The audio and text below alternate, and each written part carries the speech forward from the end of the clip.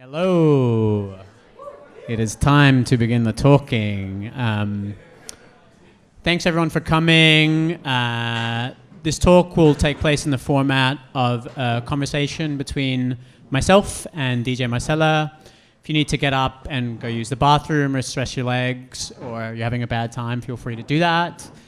It'll go for maybe between 45 minutes and an hour and a half. We're just going to see how it goes in terms of flow. And there'll be... or until Marcelle gets sick of me. No. And there'll be time for questions from the audience at the end. So if you have any genius brainworms, just hold on to them. We'll create space for them. I'd like to begin with an acknowledgement that this event is taking place on the unceded country of the Wurundjeri people. I'd like to acknowledge their elders past and present and pay my respects to any First Nations people present here today. When Marcelle got into the airport, she noticed an acknowledgement. We had an interesting back and forth over dinner about, how labels and any kind of practice like this can become tokenized. So it was a good reminder for me on how these acknowledgements are not just an acknowledgement. It's a reminder for me that any work we do in the context of music or otherwise is steeped in our relationship with the land and the country that we're on. For me, my relationship is I'm a settler. I moved here in 1993. I'm not Indigenous. And I try and hold that in my mind when I'm working and living and playing on this Wurundjeri country. And I'd heed everyone else who's a settler here to do that as well. A little bit about myself. My name's Rag or Anuraag, although most people can't pronounce that. I just go by Rag. I'm a musician and artist and former DJ and talker. And yeah, I'll be facilitating the talk today. Marcelle, you've got such an incredible career and vision. I think it's maybe best for you to introduce yourself. My name is Marcelle. What else should I say? That's great. Yeah. Now, I found it's very special with this, what you're saying about the settlers. And I've played in many places. They don't do this in America. So I found it's very special. But I was just wondering what it means in practice beyond the words. Yeah, I think it's a really important question, and what it means in practice is totally in flux. In my work as a booker, I've always tried to consider, what is my relationship with the sounds I'm picking and the land here, and what is my responsibility, and how can I use my privilege to support these voices, which is my responsibility as someone here. I feel like that's the core root of it. Yeah. Okay. Marcelle, something you talk about in a lot of your interviews is how you don't listen to music when you're traveling, and you like to hear the place and feel the place where you are. I'd love to know what you've noticed or heard and observed in your short time on this continent so far. That it was very sunny. It was a bit like my DJ set. It was very sunny all the time, and suddenly it starts raining. But I've had a fantastic time so far. Like the organizers, everyone is so sweet to me. And I've been to the beach. Have you noticed anything about the sounds of this place? No.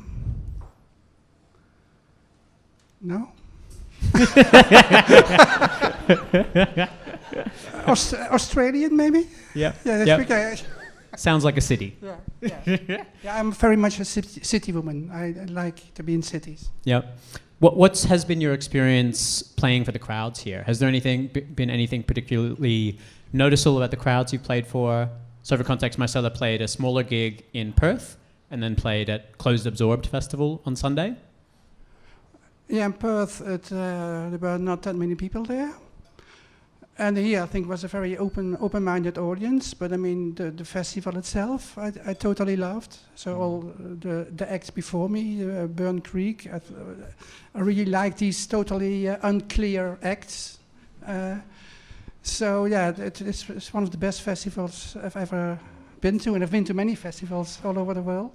That's really beautiful. I think I totally fit in, but in general, when I play or when I make music, I don't think that much of an audience. I just do what I believe in. Whether it's 10,000 people of 10 people, it doesn't really matter for me. I like to see the audience. I don't want one of the things in my rider is like no smoke and things like that. I want it to be like a human experience. But at the same time, I do what I want, and the only thing, I don't know. It's all intuition. Yep. It's all improvised as well. So. What do you think of this, popular notion among DJs and among punters that the DJ needs to play for the audience or cater their sets to the audience? Yeah, this is totally different world, I would say. I know it's the truth. I mean, I've played all over the world with so many other DJs and producers, and in general, I feel really like an outsider. And don't have that much in common. I think my inspirations often lie outside music, like for example, outside art, which I really like, art brut, where the artists are not formally trained. They do what they want. They don't apply for grants. They so all these, they are totally free. It comes out of an internal urgency. And there's lots of humor in there, or serious. It can be anything, and I can kind of relate to this. It's more inspiring than mostly other DJs. And I don't like that much. Then we have to entertain part. It's not my thing. Yeah. If you feel like it sounds like really strongly you feel like you're not playing for the crowd, and that really comes through. Yeah, it sounds too strong, but I mean. You understand what I mean? No, I think it's a really powerful and good idea. But what I'm curious about is, you don't prepare your sets. You're improvising every time. What are you drawing from the crowd if you're not providing a service to them? What are you listening for or feeling for when you're playing that? No, essential is that I'm always one step ahead of the audience. That's essential. So. I know that some music, everyone will dance, and it will be easy to do this, but I always think, let's do something else and see what happens then.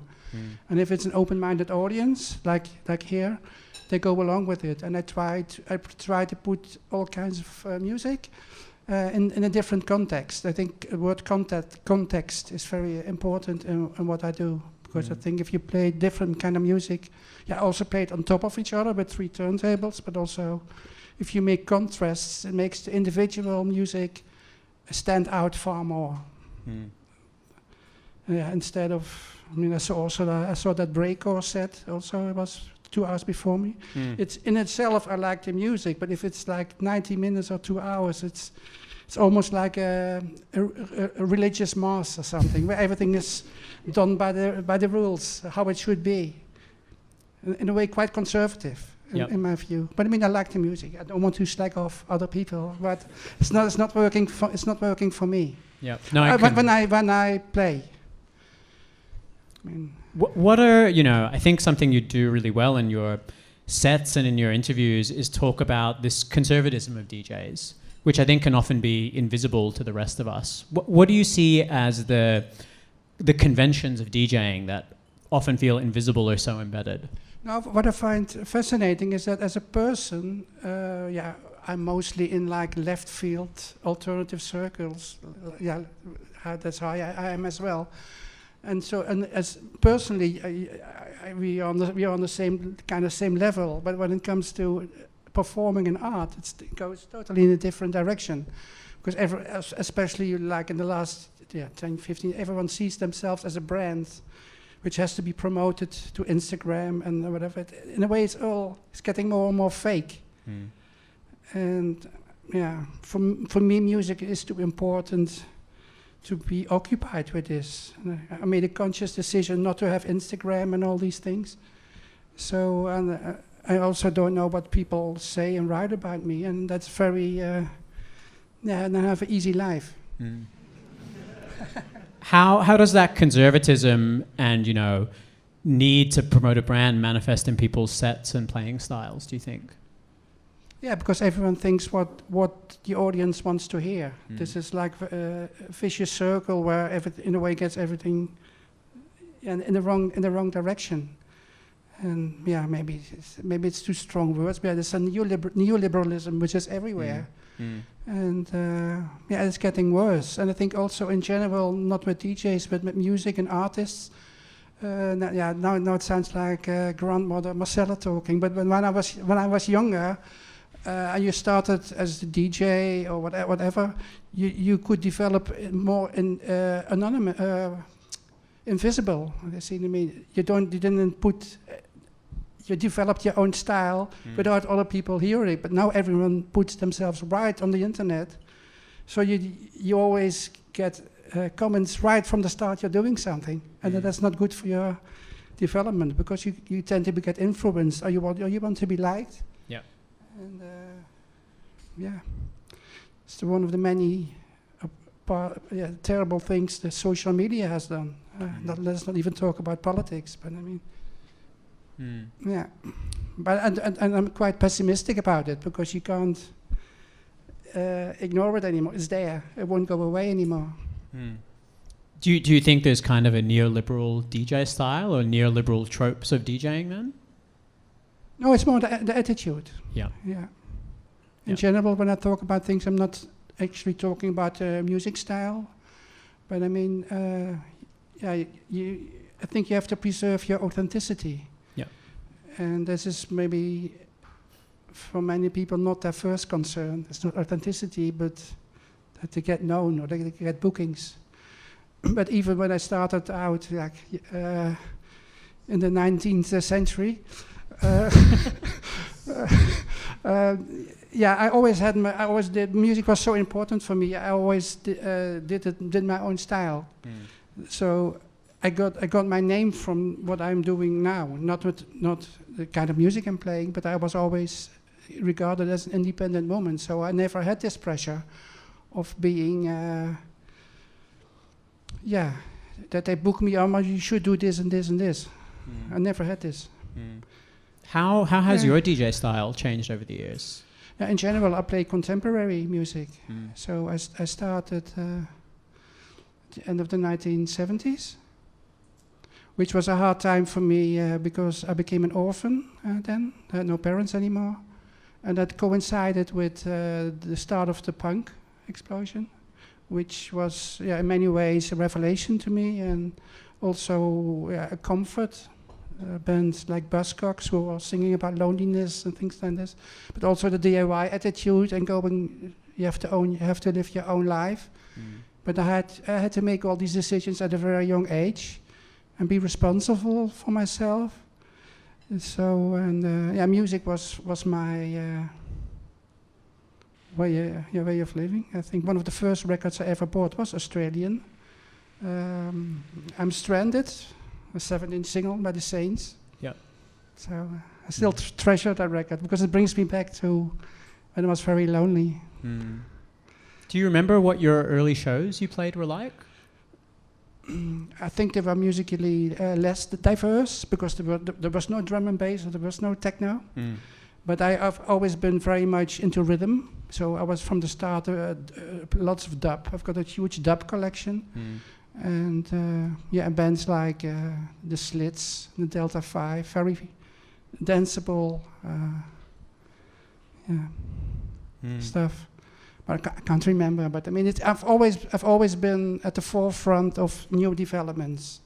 I think I can say I was one of the first DJs in the Netherlands to play dubstep, for example, in 2002. Yeah. I think that's something. But I mean, also again with dubstep, after a few years, it becomes a formula, and then I tend to lose interest.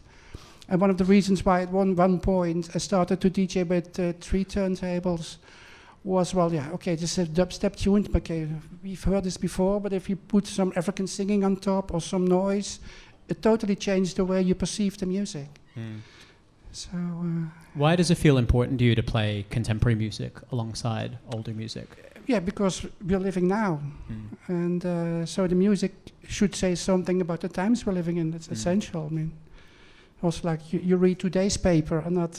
It might be interesting to read the paper from 10 years ago.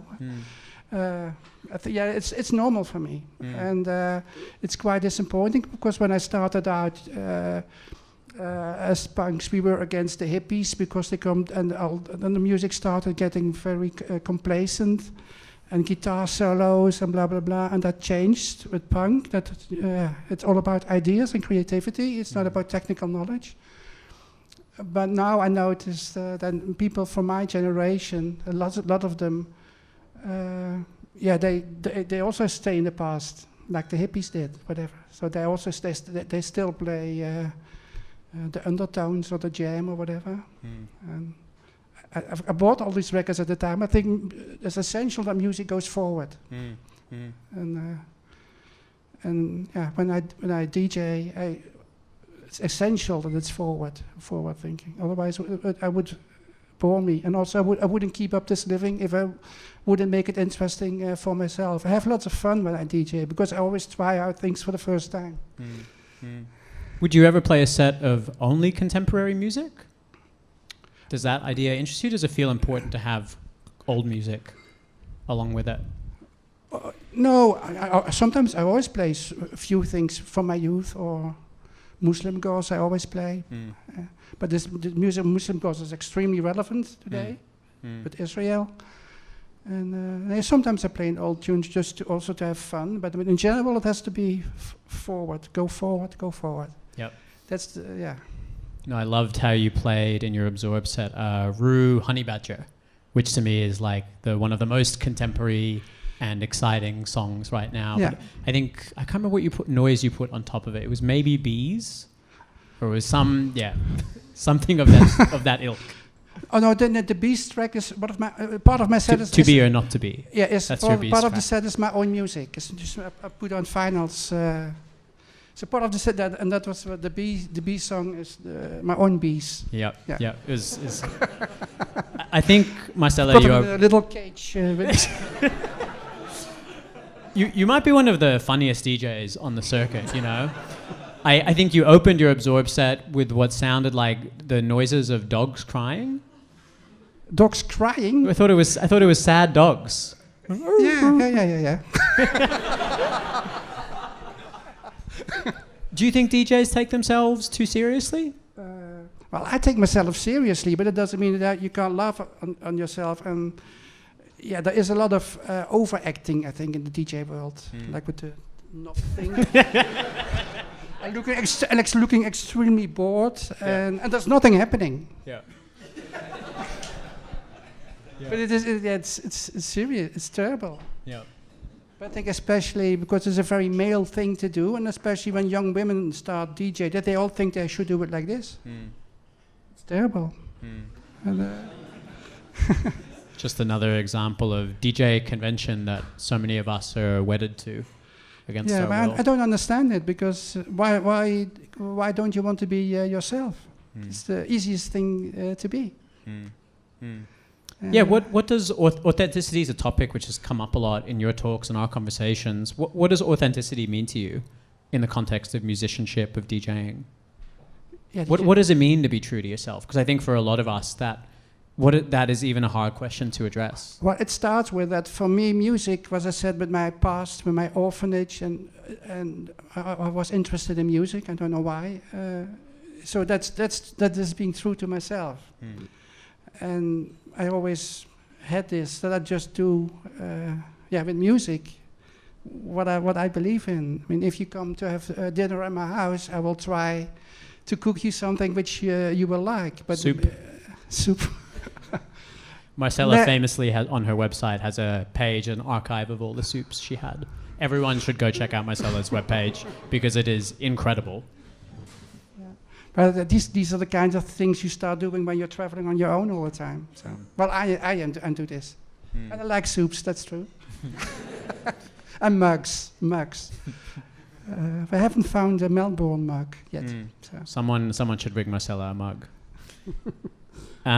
Back to this idea of authenticity in DJing. Yeah. Do you think everyone should be a DJ? Well, What can I'm not going to say what other people should do. Yeah. But I think too many people have the wrong idea what because there is this glamorous aspect to DJing or whatever, which also is kind of alien to me. Although I'm well known now, but I mean, what does it mean? And it often starts often regularly young women come to me to see me as some kind of I don't know. Sometimes they say, I wish my mother was like you.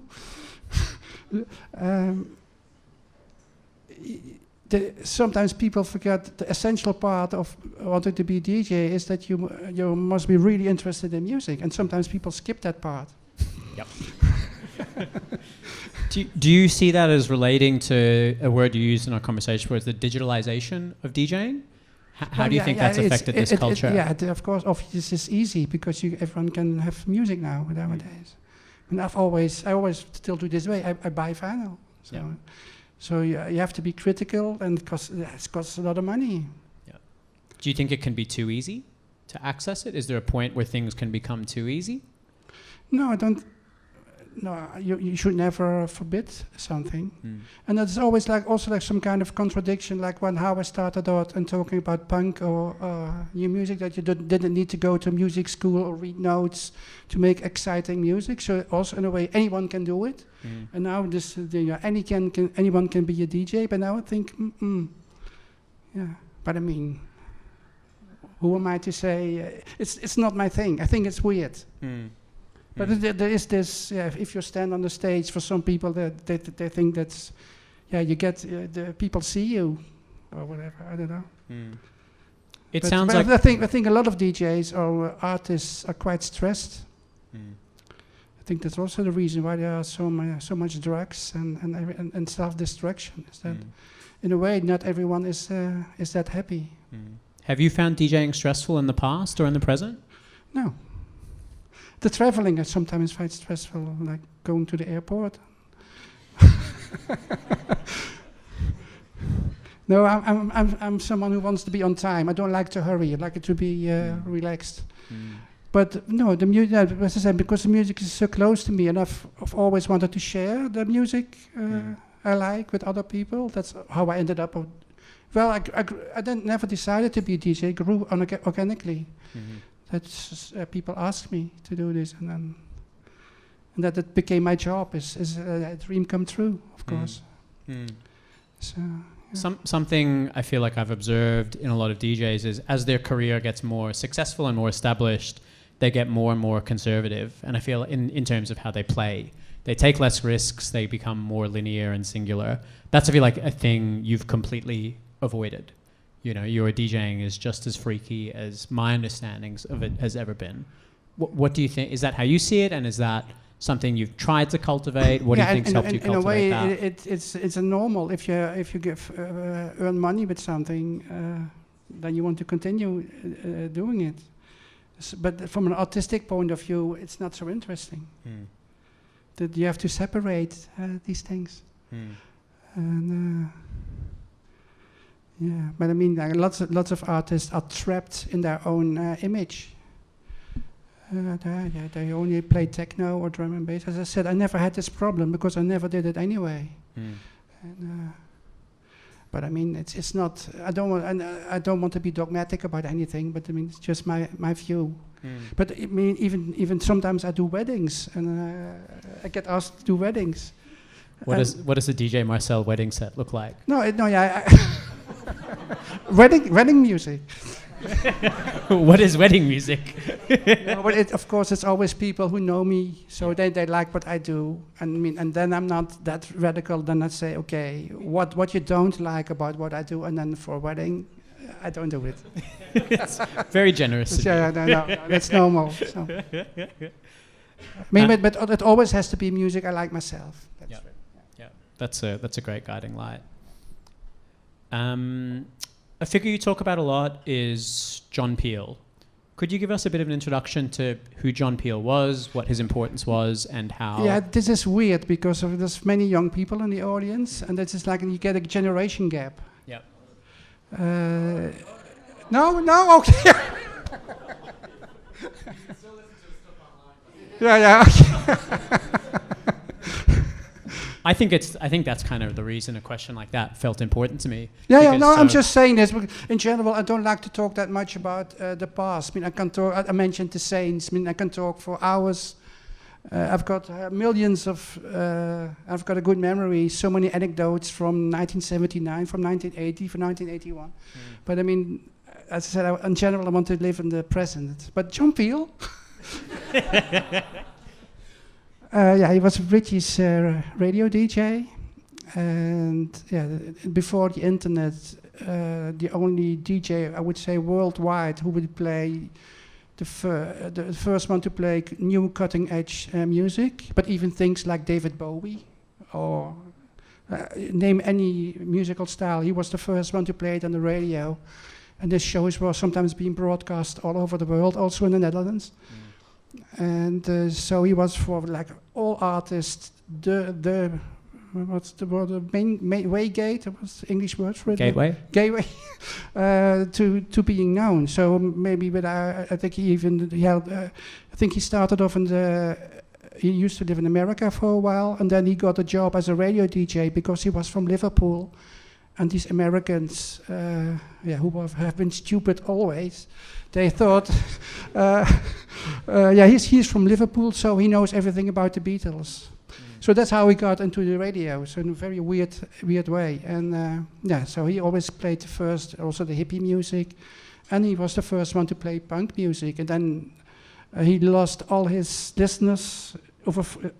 He did a legendary punk special in 1976, and then he lost all his original listeners, and the new generation started listening, and he was extremely important for everyone to listen, to get to know new stuff, even things like the Fall or of the Sex Pistols. He was the only one to play it, and and I got to know him also at that time. And as I said, I was an orphan, so he was also on a personal level very nice to me. So he took me on holiday with his wife Sheila. Where did he take you? Germany and Belgium. And we even see there's a Grand Prix racing now. And we even went to the Grand Prix racing in Belgium. Although I have no interest whatsoever in Grand Prix, but I wanted to be with John Peel, so we went to. So we're not going to hear any Formula One samples in your set, just dog noises. No, yeah. And but he passed away 2004. I think part of the reason, I don't know, this is nonsense, but I mean, he felt so responsible for all these young artists to help them get to know them. That I was sitting at breakfast with him in his small cottage, big cottage in the English countryside, and he was listening and timing music all the time because he felt, he got like whatever 200 records a day or something, and I think that's not good for your health if you feel that responsible because he died of a heart attack. Do you think it's important for, I guess the question is, when you were digging for music initially from your early days, were you looking back in the past, or have you always just kind of dug contemporary music and then over, 40 years of DJing? Of course, I also look at the past because you hear I can remember, I've known many of these people, of John Lydon, of the Sex Pistols, and I was like 13 or 12, or so young, so I had no knowledge of Lee Perry or dub. So these people got me into, but also like the Fall, of course, Velvet Underground or Captain Beefheart. And I also bought these records. But I've always had, and that's also what I find fascinating when I meet younger people, that the DJs, they played, and they would have a Susie and the Banshees or something, things like this, which things I bought when I was in 1981 or something. But for me, music never goes so deep when it's before my time. I can like it, but it never goes deep because it doesn't say anything about my time I'm living in. But I find this fascinating, but not many people have this. But I see it more as just music. I see it as like a sign of the times. And that's also a reason why I think it's not interesting for me to play old music, because it doesn't say anything about the times we're living in now. That's a really interesting take. I haven't heard that articulated by but as anyone a before. personal thing, I just noticed that also younger people talking about post-punk or whatever. I think it's always weird for me because post-punk ended in 1983 or something. You see what I mean? And then when something becomes a style instead of an attitude, I think it loses its original meaning. It should always be more than just music. Do you feel like that's happened with punk and related genres?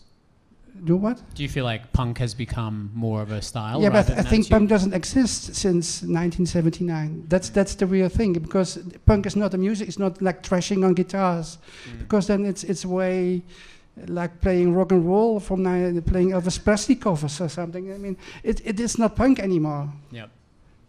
In my view. Yep. What about contemporary music feels exciting to you at the moment in 2025? Which one, sir? In 2025, what about the music that's coming out right now? Yeah, I think there's Feels always exciting for you? fantastic music coming out. It's I'm not from the school saying it was better in the early days, but I think you have to look for it more because it's less available. Yeah. But I always go to record shops and listen to piles of records of things I don't know, and that's also the thing. I think I've got exciting records in all genres, but it takes a lot of work to find them. I'm not easily. There's a lot of records I don't buy. That's what I'm trying to say, I look. Of course, I have not lots of knowledge about names, but also I look for like if a record sleeve looks a bit scruffy, I think that might be a good record, and so it has to be look a bit black but also like an artist like Muslim Ghost, his records are terrible, but the music is fantastic.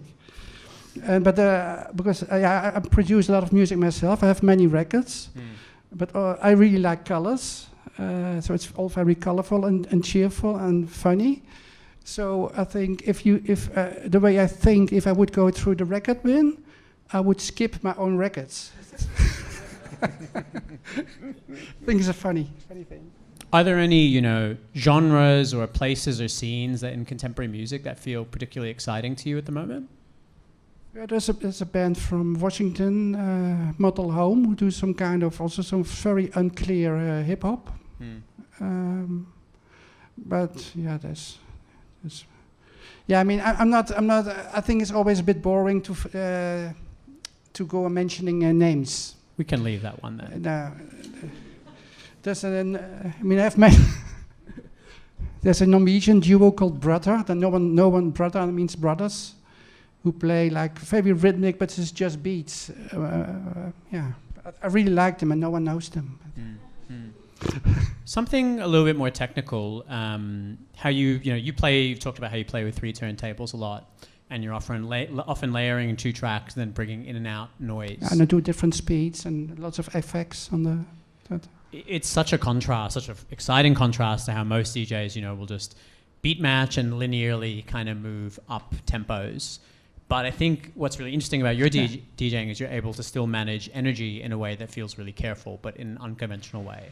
Is that something you're thinking about? How do you think about that? How do you manage that? No, I don't think too much about it. I just stay true to myself. I think that's the way I should do it. I mean, I think these DJs they're looking just at the digits on the. That's like accountancy. I'm not that interested in accountancy. But I mean, it's not a big deal for me. It's just this, why should I do this? I mean, I'm also not interested in gaming or in. It's just a different. it's just a different world. It's not a conscious decision. Yeah. But it's just everyone copies each other. That's the problem. Yeah. When you're picking records when you were selecting records from your 20,000 collection to bring out to this tour, how did you kind of do that? In general, the most recent ones. And it has to be, of course, different genres. So I don't spend that much time on it. And I bought one today of this tour. I think one old dubstep record, and I bought the Fall and from old music. But for the rest, I don't spend that much time preparing. The only thing for Australia was that I didn't have a work permit, so I couldn't bring my DJ. I couldn't bring my DJ bag, so I came with a regular bag, and I wrapped all the records as presents. All the promoters in the room take note. Genius. Yeah, I mean, it's totally uninteresting. But once you get a stamp, and if you go to Japan, and I've played in Japan many times, but if you get a work permit, you get a stamp on your passport saying that you're an entertainer, which I thought was very funny. But so if I go to America, the work permit costs thousands of dollars. It's an enormous amount of bureaucracy, and I try to avoid it as much as possible. And I don't look like a DJ, so that's. But so I always have to take care. If I go to Australia, I can't do this because I also have to go to New York, and so. But I've been to the local council in Amsterdam a few times, saying that I lost my passport because there were all these stamps about entertainment in my passport. But you can't do this every week, so. What about, do you still find performing exciting, and does it feel totally, important to you? Totally, yeah. But it's a normal thing for me to do, like eating bread or something. So it's not it's something I really like to do, and because I want to do something different all the time, it's essential that I make it interesting for myself as well. And so, still I totally like it. What do you see as the importance or value of your performances? Or what kind of reactions do you get that feel significant to you? Now, what I like about it is I often get mails or people give me pieces of paper, which is mostly in a more, not from I like this music or like this music, but more in a psychological way. That especially women, that they felt free, or that they inspired them. Or one time when I played in Poland, in Warsaw, the next day a woman wrote me an email saying that she quit her job. So that was a big compliment. That is beautiful. That is really touching for me. I always get often personal reactions. I feel like this ties to an idea you talk about a lot, which is like freedom. And what does kind of freedom mean to you in a musical context? Yeah, that you go your own way. It's not also, again, not a dogma, because in real life you want to be connected with the people you love and everything. But I think when it comes to art, there has to be. You have to decide what you're going to do. If you let the audience decide, it's never good, because the audience, and certainly in my view, knows less about music or what is possible with music than I do. So if I listen to what I want, it will become the risk that it gets more boring is bigger. So I should never. I'd rather that people go away than I adapt. But when I've done, and as I said, I always want to introduce a different context in a particular scene. Because sometimes I get booked for techno festivals, and sometimes I play techno, but I make a point of not playing techno when I play a techno festival. And I play every year in Uganda, the Nyege Nyege Festival, and I play African music, even Nyege Nyege artists. But I don't play them when I'm there, because then it's more refreshing. And you get to hear things you don't know. And what is techno? Sometimes a good tribal African record sounds more techno than a techno record.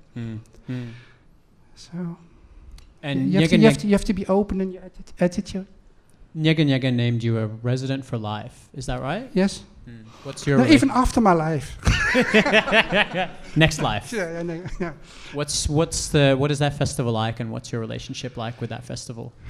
Yeah, that's a long story, because organizing a festival in Uganda is like a miracle itself, because no one has any money, and I think there's only 3 turntables in the whole country.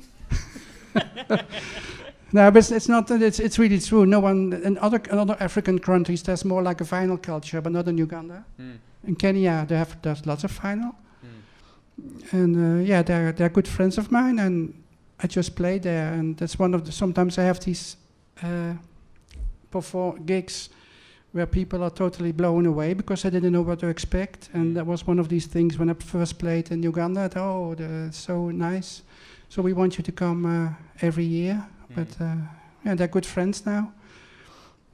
And, I think this year they exist for 10 years, so it's going to be it's great.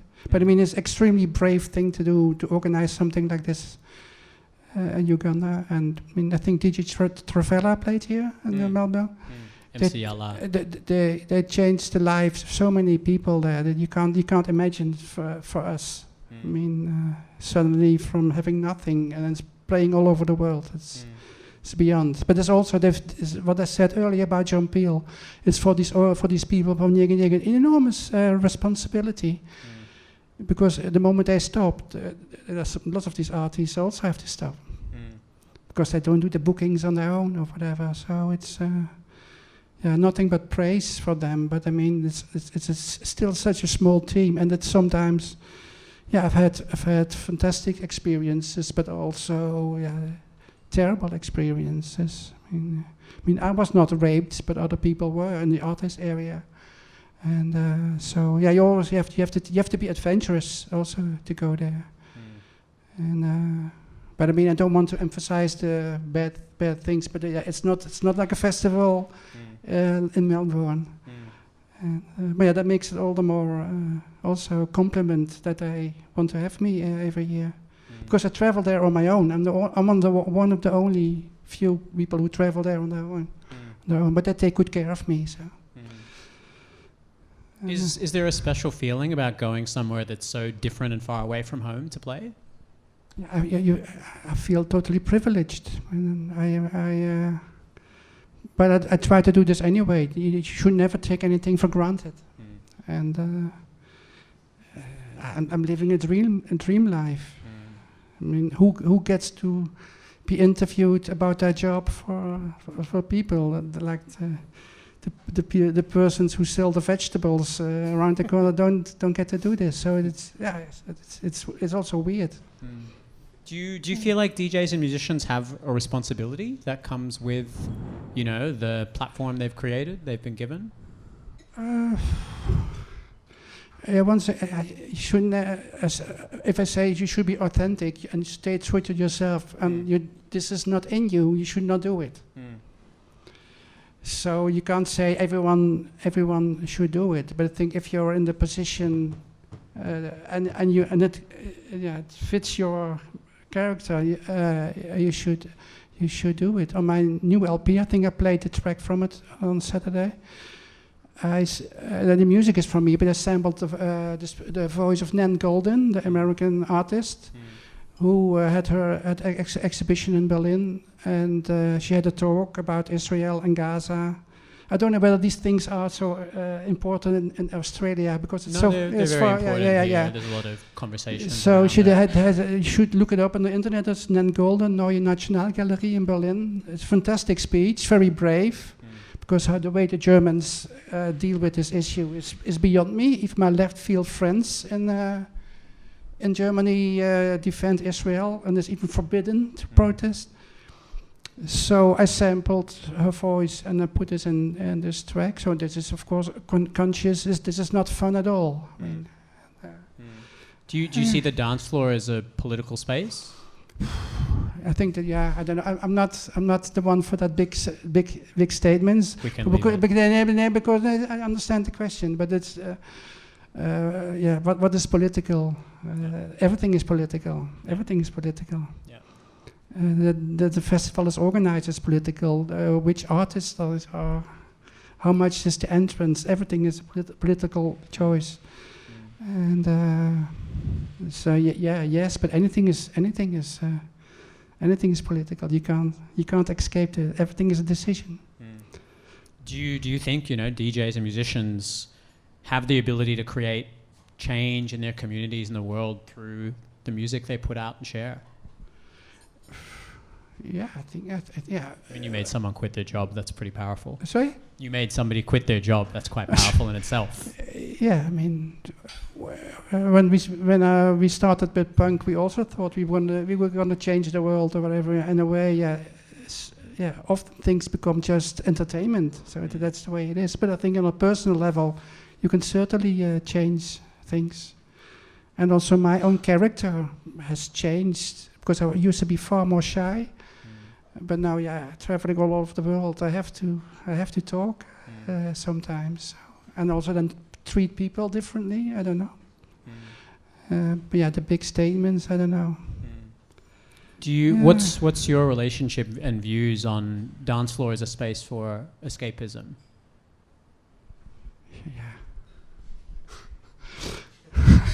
That's all deep questions. Yeah, what is escapism? I would say my music is not some that you get in a trance or something. It's quite, you can go in any direction. So it's lots of energy. But for me, it feels like, because I've been occupied with death very early in my life.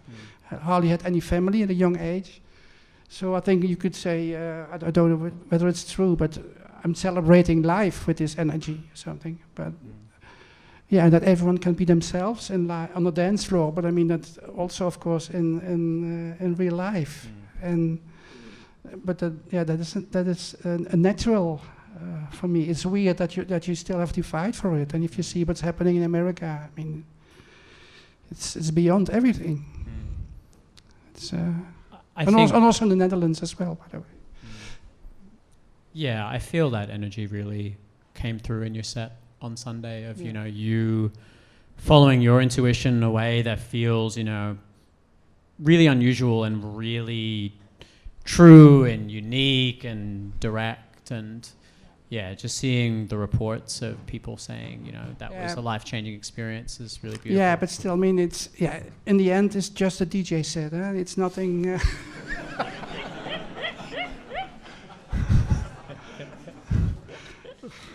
So yes and no.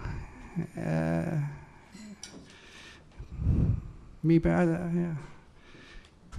a better way to do would be to shoot Donald Trump or something. You see it?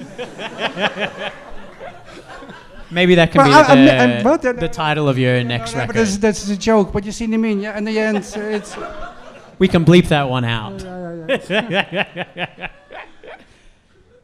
What do you think, artists can say anything, eh? It's art, eh? It's art, absolutely.